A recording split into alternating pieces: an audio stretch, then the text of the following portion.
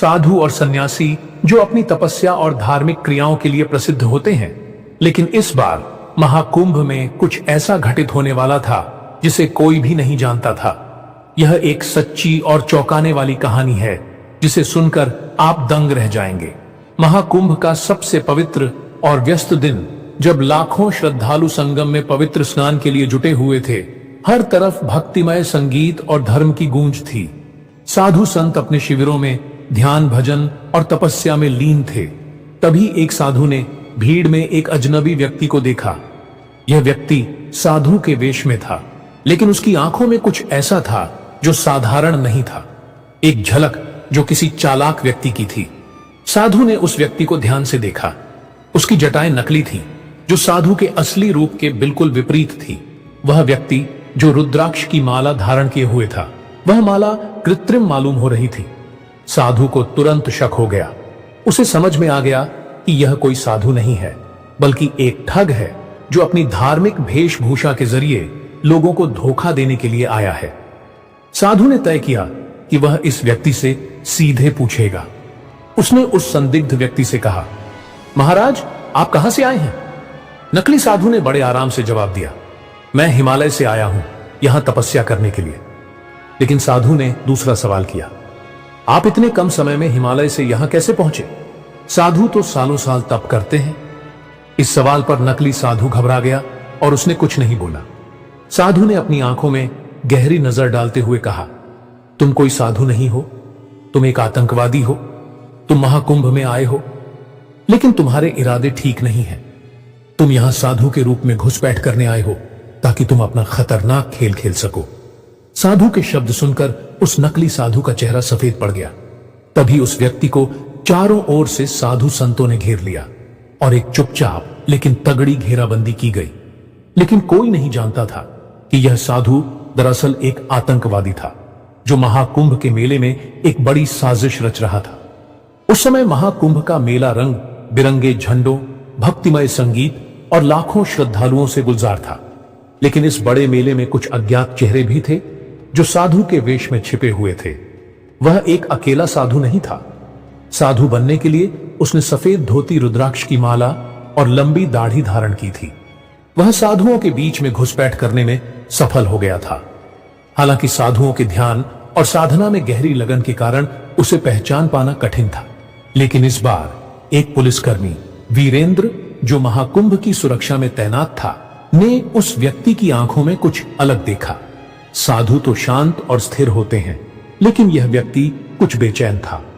वीरेंद्र का अनुभव कह रहा था कि यह व्यक्ति साधारण नहीं है। उसने मन में ठान लिया कि वह इसे जरूर पकड़ेगा। वीरेंद्र ने धीरे धीरे उस व्यक्ति से बातें करना शुरू की और उसके बारे में सवाल किए, जैसे कि वह कहां से आया है और उसका उद्देश्य क्या है। संदिग्ध साधु ने अपनी कहानी बनाई कि वह हिमालय से आया है और तपस्या करने के लिए महाकुंभ आया है। लेकिन वीरेंद्र का अनुभव और उसकी गहरी नजर ने तुरंत इस झूठ को पकड़ लिया।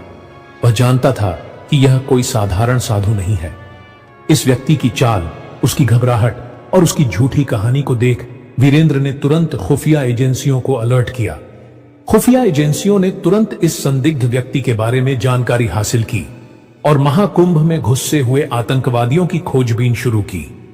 दिन रात लगातार काम करते हुए एजेंसियों ने संदिग्ध साधुओं की गतिविधियों पर नजर रखी। अंततः उनकी मेहनत रंग लाई और उन्हें कुछ संदिग्ध साधु मिले जो दरअसल आतंकवादी थे।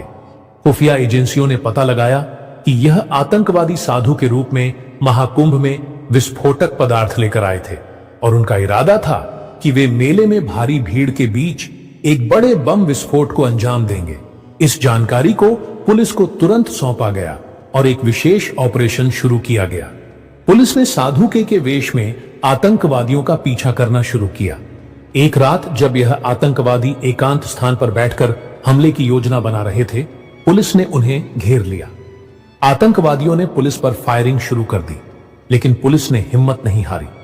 पुलिस और आतंकवादियों के बीच मुठभेड़ हुई और अंत में सभी आतंकवादी मारे गए। इस घटनाक्रम के बाद महाकुंभ की सुरक्षा व्यवस्था को और भी कड़ा कर दिया गया। पुलिस ने मेले के हर कोने पर अतिरिक्त बल तैनात किया और श्रद्धालुओं की पूरी तरह से जांच की गई। इस ऑपरेशन ने साबित कर दिया कि हमारी सुरक्षा एजेंसियां कितनी चौकस रहती हैं और किसी भी खतरे से निपटने के लिए तैयार रहती हैं।